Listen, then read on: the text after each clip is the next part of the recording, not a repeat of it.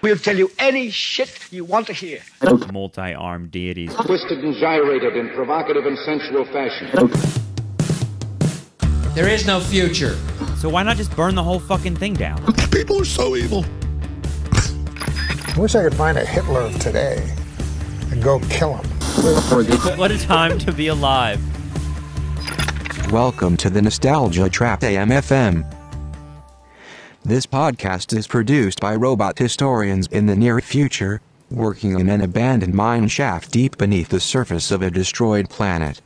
Through space and time, the robots collect recordings of various humans attempting to make sense of a rapidly collapsing political and social situation, as the human disease unleashed its final spasms of cruelty and death. From our future robot perspective, sometimes it feels like the whole of humanity was trapped, with no way out, collectively waiting to be drowned in a river of blood. This episode is sponsored by Captain Crunch. Oops. All berries.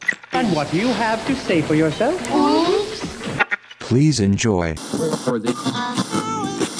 a hippo's cock. Suck a honey badger's try to...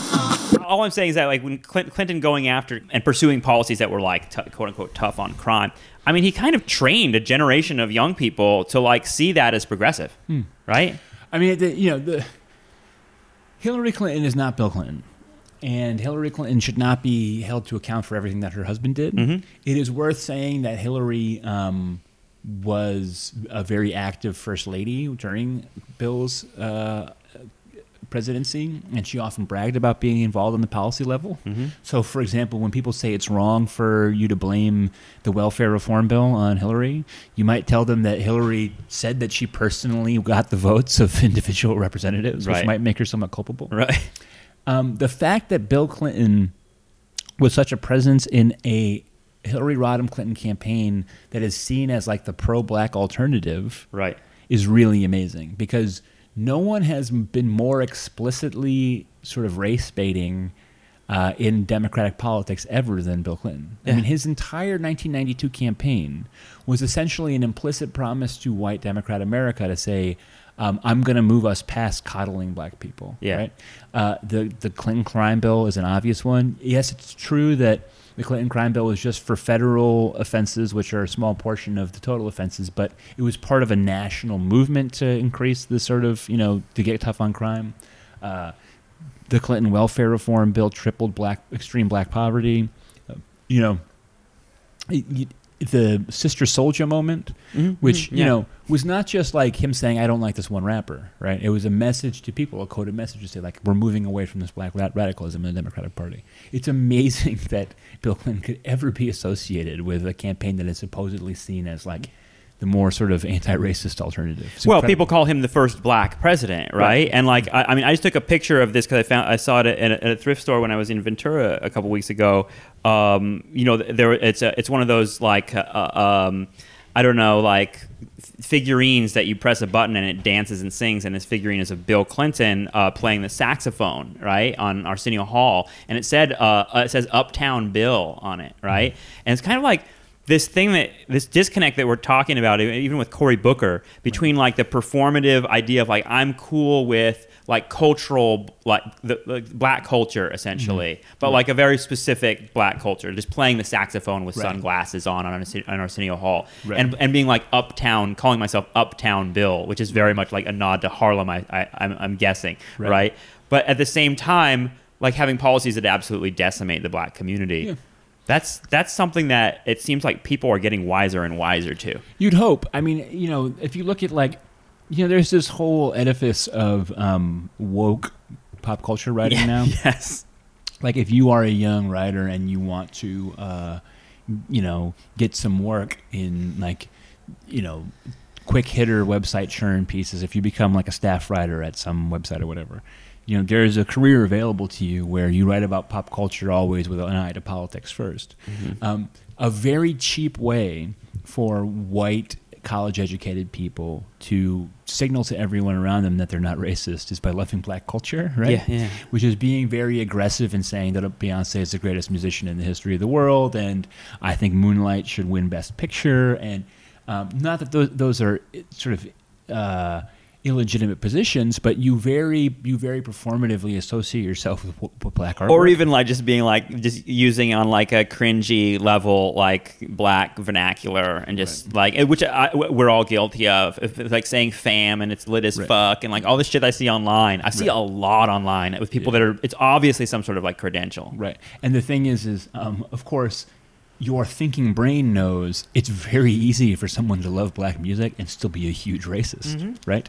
I mean, you can love Rage Against the Machine and be a right winger, right? Yeah, like I mean, it's, plenty of people because they say, "Oh, I just love the energy." Yeah, right. I mean, I don't know if it's true. People have disputed whether Elvis was sort of personally racist, but certainly he benefited from, the commercialization of black culture. Yeah. But he also because he loved the music, right? It's like there's a failure, like I mean, I've been saying about this for forever, which is that it just seems like the idea of ideas is really suffering in politics right now, and that it's so tribal and it's so about associating yourself with the right team that you just drain all of the actual substance of politics out until it just becomes, how do I show fealty to the right group? Like, what are the signals that I give that I am on the right team in a way that's sort of self-defensive? And then once you do that, like, you sort of all the rest becomes irrelevant to you, like whether or not your preferred politician actually does things that are good for black people. That's what's so disturbing about social media, because it seems like it's a machine for packaging those groups and like just reflecting them back to each other again and again on these endless feedback loops. What are you thinking? Because in terms of like a survival strategy for the Trump years, because when I think about like just watching people post outrage after outrage on Facebook and Twitter, I feel like I really, really depressed about that. Yeah, I think one of the big questions for the left right now is like, what is and is not doing politics. I think a lot of people, including myself, have kind of weaponized this charge of that's not politics, and often accurately. So the Daily Show comes up for a lot of abuse in leftist circles. And not for no reason. That vision of the like class clown leftists or class clown liberals who do their politics by sort of mocking the powers that be is indeed a vision that can't work, right? Now, I think that I would argue that someone like Jon Stewart, who even though I have a lot of sort of personal animosity against him and find his face very punchable. Yes. What makes us great is America is an anomaly in the world. There are a lot of people, and I think his candidacy has animated that thought, that a multi-ethnic democracy, a multicultural democracy, is impossible. And that is what America, by its founding and constitutionally, is. Like every and other it's state, becoming more and more, year by year. Correct. He himself has said, the show's not doing politics. The problem is that many liberals believe that it is. And so, I mean, I don't know if you saw this, but there's things like, there was I think a GoFundMe effort to like entice Jon Stewart to come back. Yeah, because we need him so badly in the Trump. I've heard people that want to like draft him into politics, like Jon Stewart should be our president, kind of thing, and like envisioning that as direct politics. You know, and they couldn't tell you what he actually thinks, other than that Republicans are dumb. Yes. You know what I'm saying? Yeah. And to be fair, there have been moments when, at least the Jon Stewart Daily Show, I've never seen the Trevor Noah Daily Show because you couldn't pay me enough, but the Jon Stewart Daily Show sometimes went after Obama for stuff, and that I appreciate that. But so in that vein, I acknowledge that like my endless whinging on Facebook is not doing politics. It's not like I think I'm going to convince anybody and we're going to build something. The problem is it's really hard to sort of divine what is and is not politics in the online era. I hate to interrupt Freddie here, but I just need to underline this point. Jesus Christ, Donald fucking Trump has his finger on the button, and liberals are sharing goddamn Saturday Night Live clips on Facebook and Twitter. And then they pat themselves on the back for being politically engaged. What the fuck is wrong with these people? Oh, and by the way, please like and share the show on Facebook and Twitter. Yeah. I was an activist once. I'm trying to get more involved locally. So for context right now, I'm doing things like getting involved in my union. I am I joined like my neighborhood association, and I'm trying to volunteer at public schools, which, by the way, is extremely difficult in New York. I'm sure. It's almost as hard to volunteer in public schools in New York as it is to like get into one of those exclusive preschools. But anyway, like, you're thinking globally and acting locally. That's right. Yes. Well, I'm trying to dive back into like my very small context out of a confusion about what is politics. But yeah, I mean, like the critique of like Jon Stewart Daily Show style liberalism is certainly applicable to anything that I do online. I do think that ideas matter. One of the questions is what should be the relationship between satire, consciousness raising via the internet, whether that's on social media or magazine essays or blogs or whatever, and trying to build this mass movement. If you look at something like Chapo Trap House, right? Yeah. Those guys will have said many times on the show, like, we're not doing politics. This is for entertainment. It's a release valve for people who feel the way that we do. At the same time, like, I'm sure there's a part of them that thinks it's important to say the things that they say. Yeah, sure. So I don't know. I do know that survival in the next era of politics, and this would have been true even if Hillary won, has to entail building a mass movement of sympathetic people who share similar political ideas about what this country has to do in order to get better. Yeah. Because it really does seem, again, even absent the Trump win, like just this past campaign and this current state of the two parties, there feels like there's been some kind of a collapse. Yeah. Like some kind of business as usual has died, and we need to find a new way forward. Unfortunately, I don't know what my own place in that is. All I have ever said is that, when I write, wherever I'm writing, I'm just trying to tell the truth, in whatever way that I perceive that to be at the moment, and to have guts in doing it. But I don't, for anyone who's worried about this, I don't for a moment think that like I'm doing some kind of organizing when I'm writing a blog post. I don't think that. Well, I mean, I wonder if like part of this is like a product of having been raised or coming of age, political age in the 90s and early 2000s through like the Clinton years, and like there was just like really virulent right wing that was rising in particularly in the like mainstream media. And when the Daily Show started, it was like, thank God there's a voice like this. Like there was, it was like needed. And slowly that voice like evolved into a dominant voice in the culture that was just like this kind of like smug, snarky, above it all attitude. That I don't know, that detached irony thing I think is dangerous. At the same time, I love Chapo Trap House, and I think that you're right. I mean, they might like be coy about like we're not doing politics here, but they're not just like laughing at it all and just like lolling at the world. They're kind of, I mean, there is something that it seems like there's values underneath a lot of that, and the I wonder what you think about like what's next for the Democrats, because Bernie Sanders is like still around. And Clinton's not. She's in the woods somewhere, although the New York Times has tried to like say she's like some sort of like rising folk hero. I don't know if you've seen those articles. They're amazing. But yeah, it just seems like that whatever that energy that's associated with Bernie Sanders is, that like destroyed Cory Booker this week and everything like that. I mean, do you see that building? Do you see that finding a new candidate? That kind of... I know we're not making predictions here, but I mean, it's hard for me to feel confident. So I mean, I have said, and some people think this is fatalistic, and maybe it's true, that the Democrats will take as one of their the institution of the Democratic Party, will take as its first order of business squashing out and stomping on the elements that gave us the Bernie Sanders candidacy. Right. Punching left, if you will. Punching left and reasserting the institutional control of the institution. So I believe it was John Schwartz who wrote this, who now writes for The Intercept. But he coined the term the iron law of institutions. And the iron law of institutions says that anyone in an institution is going to prioritize their own influence in that institution over the health of the institution. So I genuinely believe that the Democrats would be a healthier party in terms of winning elections and having a future if they tacked left, if they listened to this activist base, if they tried to capture this energy.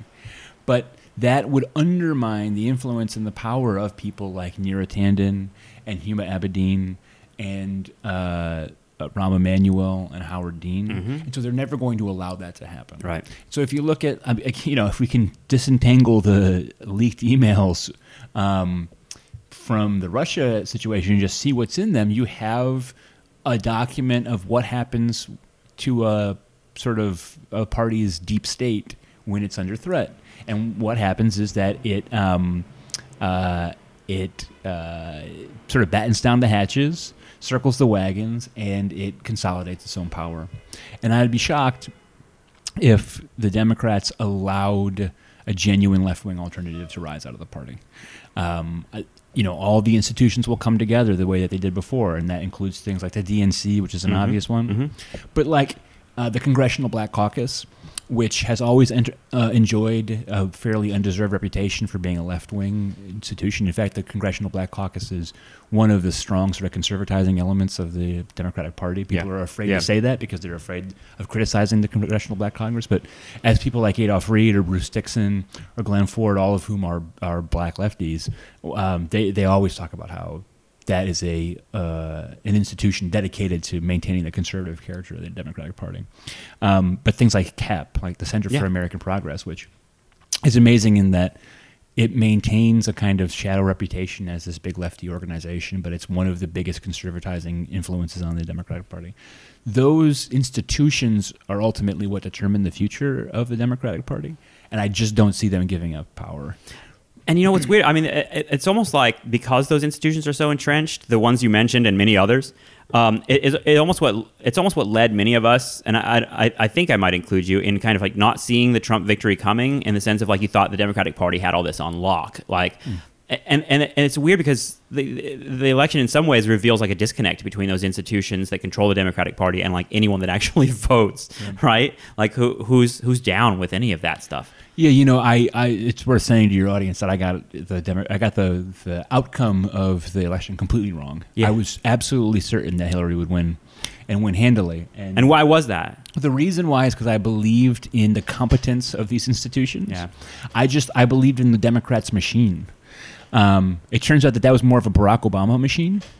It turns out that a lot of the people who helped power that machine were the activist class within Barack Obama's candidacy, and they are not turned on by Hillary Clinton because she is the opposite of an activist.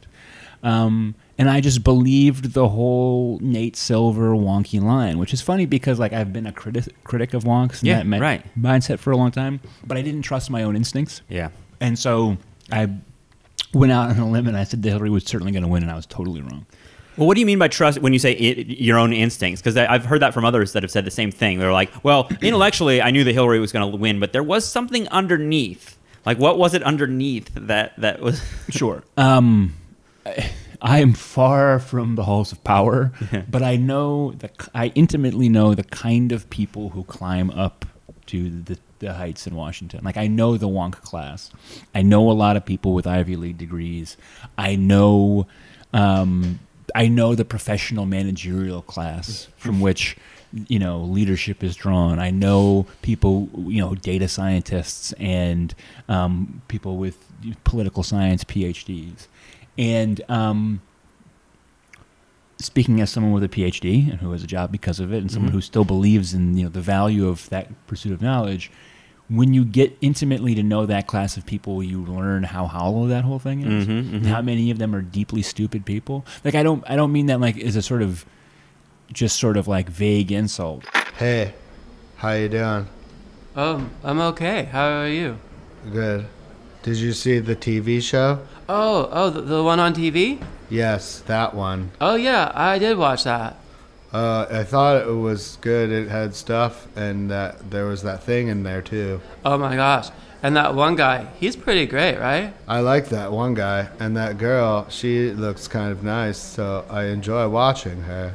Yeah, me too. Ha ha ha ha. Ha ha ha ha. I mean that in a very specific sense, the structures through which we credential people as academics or experts is totally divorced from whether or not they actually know anything. Yeah, the mystique falls apart when you begin to know a lot of these people. Yeah. And so I guess what was working in my own mind was the belief that however much I knew that, there was always another layer which was super competent. Yeah.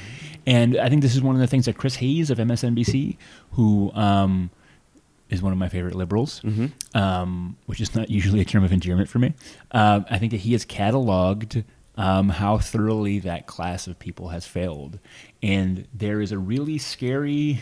It's even for someone like me who would love to find ways to poke holes in the liberal managerial class, I think there's this sort of built-in assumption that they're competent and know what they're doing because the alternative is so frightening. Yeah, yeah. And it's weird because it's like this election has revealed to me again like how deeply liberals are patriotic and kind of deeply hold this vision of American society. I mean, it comes out in Hamilton too, right?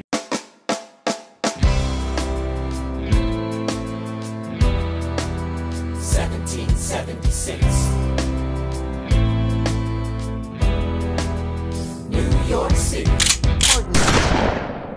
This kind of like unqualified lust for America as an entity, as an ideological entity.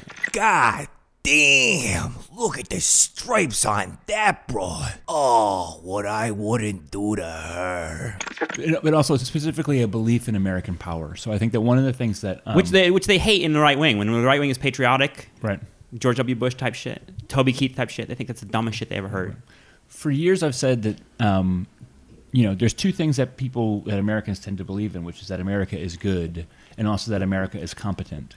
And one thing that has surprised me to learn is that people are much more willing to admit that America is bad than they are to admit that it's incompetent. So when you sort of put the myths in front of them, when things like Iraq happen, you find that they will acknowledge the evil in what we do before they'll acknowledge our lack of ability to do something. Yeah. It is amazing to me how many smart liberals and leftists, when I talk about the Syria situation, who continue to see it as a choice of whether or not America will pacify that situation. In other words, they presume that we have this limitless power. Yeah. And they'll say, well, I don't want that to happen because...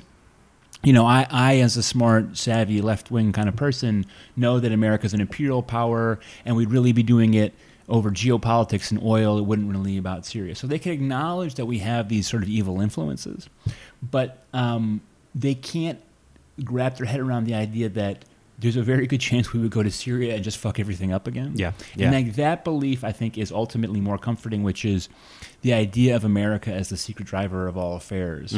So you see all of a sudden this bizarre affection for the CIA among liberal people. Yeah. On the one hand, that's just a sort of purely partisan sort of condition where right now the CIA is antagonistic to the incoming Republican president. So they're good by that metric. Enemy of my enemy. Enemy of my enemy. But I also think part of it is they don't recognize how, not just that the CIA is evil, but that it's been incompetent. So one of my favorite books is a book called Legacy of Ashes by Timothy Weiner. Yes. And it is a meticulous history of the CIA.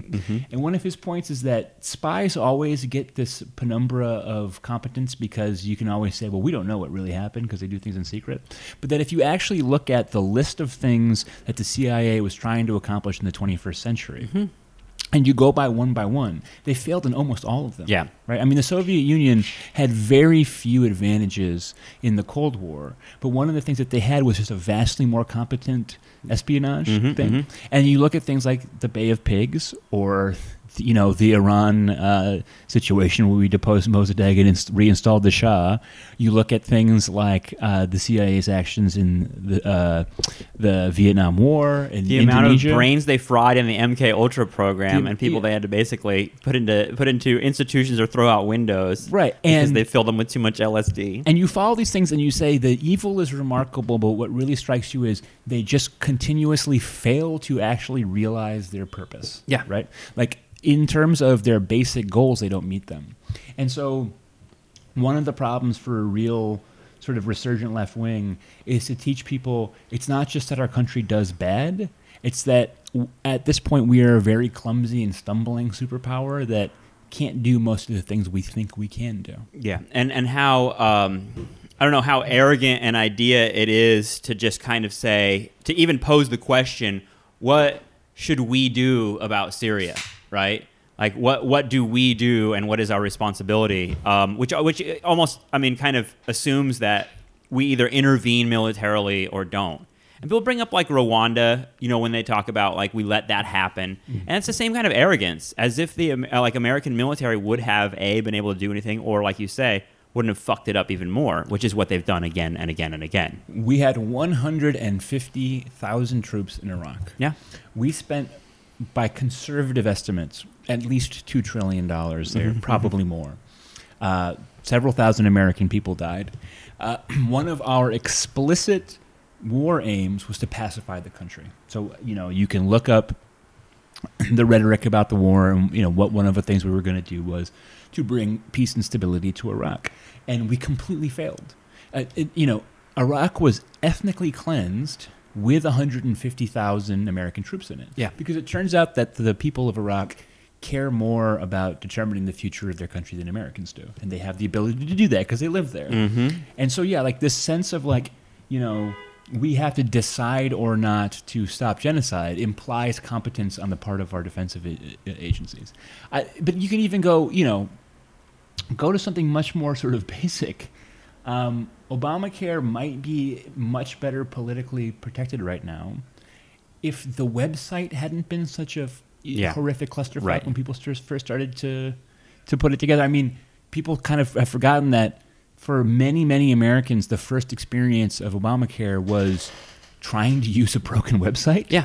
Which is immensely frustrating when I'm trying to, like, recall a library book if a website is broken, you know? And actually, like, I don't know, for a lot of Americans, I think beyond the cost of healthcare, like the staggering bureaucracy of dealing with your insurance company, it is kind of like the main barrier for a lot of people. Right. And so, like, to mirror that with Obamacare, like right from the get-go, was, yeah, I think you're right, like enormously politically damaging. But it's like, I mean, right now Paul Krugman keeps saying like thanks Comey on his Twitter, right? Kind of saying that like the FBI sunk this election for Hillary Clinton, right? When he could be saying like thanks Obamacare.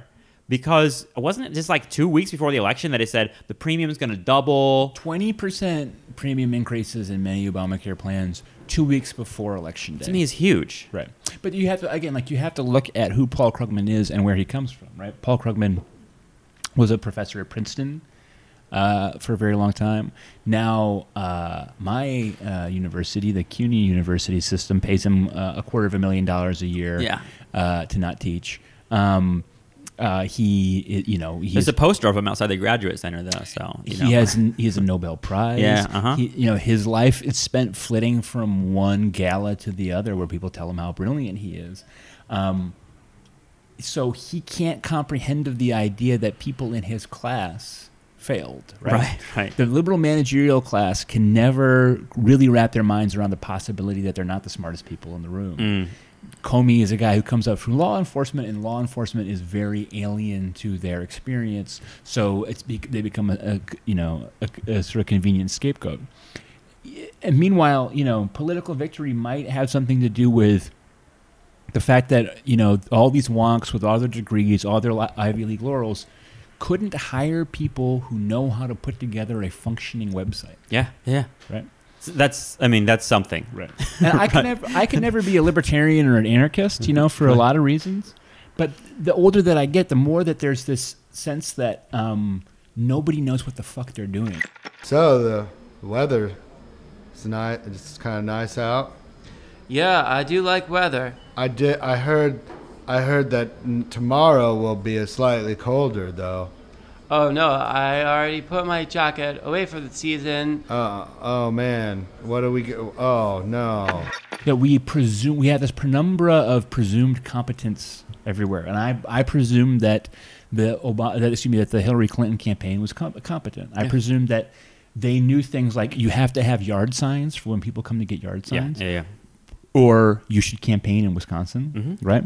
But that filters out into so many different arenas in American life where I do believe in good government, and I believe that we have to build these systems, but you also have to keep reminding yourself that, like, all these systems are inevitably filled with people who are kind of just trying to put one over on somebody else. Like, who are hoping that no one finds out that they don't know what they're doing. But they didn't even do the things. I mean, we could harp on like what the Hillary Clinton campaign did wrong forever, but like they didn't even do the things that seem like are time-tested strategies. For instance, like I think it was like a week before the election, like Corey Robin or someone was writing about like the fact that they weren't doing any black outreach in Florida.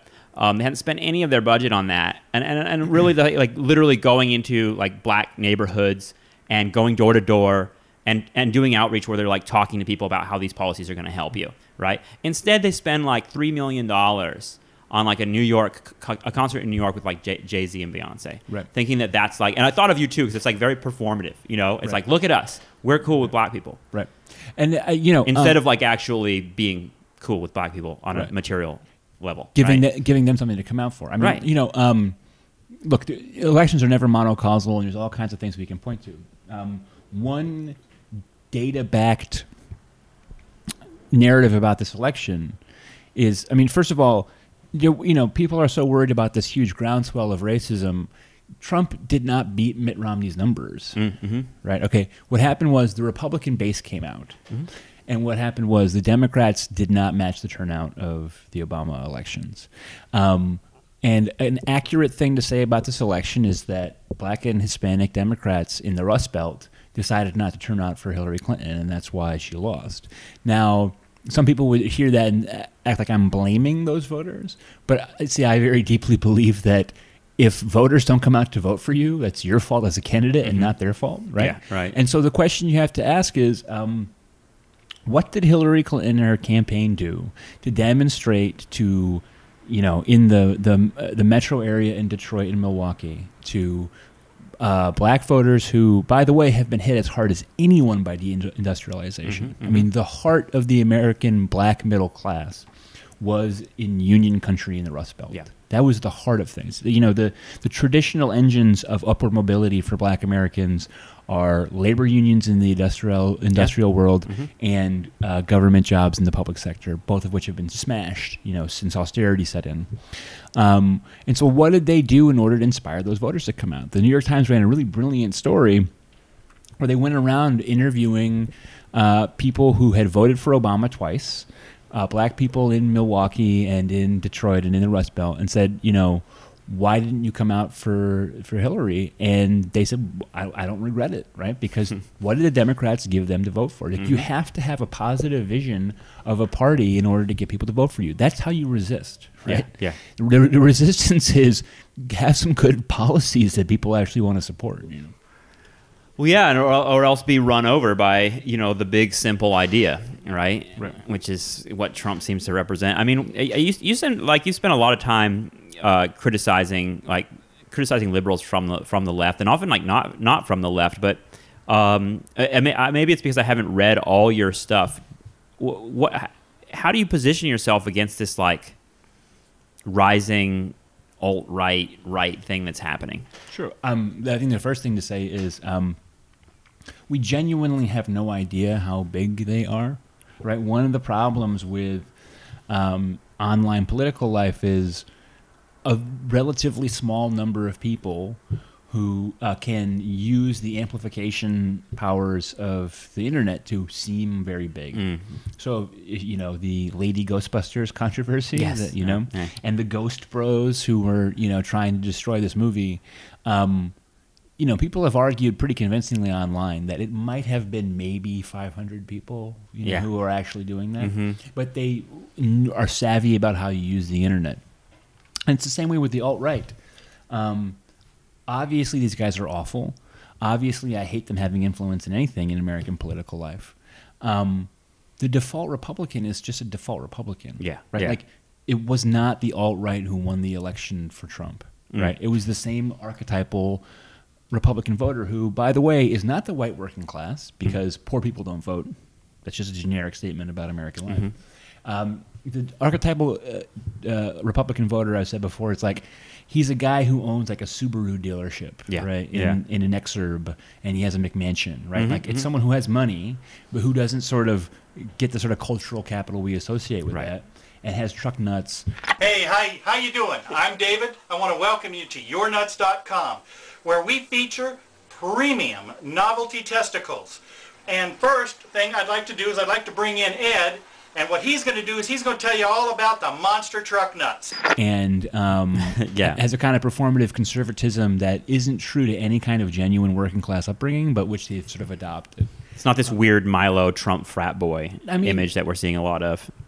A middle manager, like a Republican middle manager, 55-year-old with a gut and a bad knee and a mistress, who does not engage in the explicit racism and anti-Semitism of the alt-right, but who just doesn't hire black people for his company, does vastly more damage to the actual interests of black people than some 19-year-old posting Pepes on Twitter. Right. The problem is that the people who interpret our political world live on Twitter, and so when they see the Pepes every day, they say that's the problem. Yeah. But that Subaru dealership owner who actually is the one who's going to end up being a Republican state legislature guy who will gut your public university's English department one day. He doesn't go on Twitter. He doesn't care about Pepe. He doesn't know who Milo is. He doesn't care about any of that shit. And this is the problem right now, is that the visibility of the alt-right allows them to suck up attention while unmolested. Just old school Republicanism lives on. Yeah. The most dangerous person in America is not Trump. It's Paul Ryan. Right? There's a really good chance. Who liberals are celebrating. I mean, I don't know if you saw the Sheryl Sandberg thing the other day, but she said he was like the lean-in, the lean-in feminist of the day the other day, because I don't know if you saw this. It was great. It was another one of those real weird Cory Booker things where two things happened at the same time. Right. Where Sheryl Sandberg posted a picture of him and she was like, the lean-in father of the day, because he took his daughters to a football game and posted on Twitter and said something like, I always make time for my daughters. Right. And at the same time, on that same day, he made a statement where he was pursuing the full repeal of Planned Parenthood, right? And so he's like, the feminist of the day is this guy who's destroying women's lives. Ezra Klein, who is the dean of Washington journalism, a couple of years ago. Is that an official title? So he inherited it from David Broder. Right. He wrote a piece a couple years ago. The headline was literally, "Liberals should celebrate Paul Ryan's dedication to work-life balance." It's like, okay, the fuck work-life balance. But the thing that really messes me up about all this is all that Paul Ryan has had to do to engender this sort of, if not liberal support, then liberal respect, is to embed a certain amount of wonkishness into his public persona. Yeah. He talks about charts and graphs. He talks about bending cost curves. He reflects the vocabulary of the liberal managerial class. But he's easily the most dangerous person in the country politically right now. And Trump has an unusually high chance of being impeached or resigning. If you get rid of him, you've still got Paul Ryan running a completely Republican-dominated national government. And that would have, if Hillary gets elected, then she has the power of the veto, which would have been powerful. But you're still left with the situation where the Republicans have won just unprecedented congressional and state level victory. I hear that when I hear people celebrating the work-life balance on both sides, it makes me think that liberals, and what's missing from the left for a long time, has been any critique of the Protestant work ethic at all. It's this idea that everyone is responsible to work a lot, and that used to be something I heard mostly coming from the right. The left actually had a critique of work, or some kind of idea of that life is something beyond work. Right. But now it's liberal to say that, look at this woman who's a hero because she did a 12-hour shift on Uber when she was in the middle of having labor, and what a great worker she is. Right. I mean, I think. It's ghastly. Part of that, I think, is just the trap that smart conservatives have set, which is, anti-racism and feminism and gay rights rhetoric compel us to celebrate equality in horrible spheres. Yeah. In other words, as a feminist, I feel compelled to help women to advance to the exact same condition as men in the dehumanizing, degrading, dispiriting capitalist workplace. Yeah. Women can be prison guards too. Right, exactly. And that's something that we've never really learned how to navigate very well. Right. It's like all this, so we talked about Sheryl Sandberg. There's all this, can women have it all? Can you have the kid and also have the career and stuff? And it's like, well, no, because no one can have it all. Yeah. And you don't come home, even if you are Harvard educated and you have the townhouse in Park Slope and you have the corner office and now you've got the 2 kids that the nanny is raising, you don't come home and feel like this ebullient spirit of happiness inside of you because the basic condition of human life is disappointment, right? Like, right. No one feels that way. It's like it's a phony idea that's been foisted on you. But people feel compelled to see any disappointment with life as like a feminist failure rather than as like just how life works. Yeah. Like, everyone is alienated and no one's happy. And like, that's just, and like, we have failed, I think, to articulate the sense that, Corey Robin says this a lot, that, Freud said that the point of psychoanalysis was to get away from pathological happiness and get back to regular human unhappiness, Yeah. And that it's the same way with socialism, which is, the point of socialism is not to make everybody happy all the time, but to remove the pathological unhappiness of capitalism. Right. And, unfortunately, when you are this hard-charging, very sort of neoliberal and personality-driven vision of feminism, you have to imagine that you come home singing, Whistle While You Work, when actually you come home saying, is this all there is? Is this all there is? Is this all there is? Is this all there is? The system's never going to change. Is this all there is? Nobody knows what the fuck they're doing. And just you should be happy with what you have. Is this all there is? Nobody knows what the fuck they're doing. And just you should be happy with what you have. Is this all there is? Is this all there is? Is this all there is? Is this all there is? Is this all there is? Is this all there is? Is this all there is? Is this all there is? Is this all there is? Yes, Freddie. This really is all there is. At least when it comes to this episode, this is literally all there is. Please like and share the show on Facebook and Twitter. Also, even though we are robots in the future, we still need money to support our robot children and robot ex-wives. You know how it is. Please support the podcast at patreon.com/nostalgiatrap. See you next time.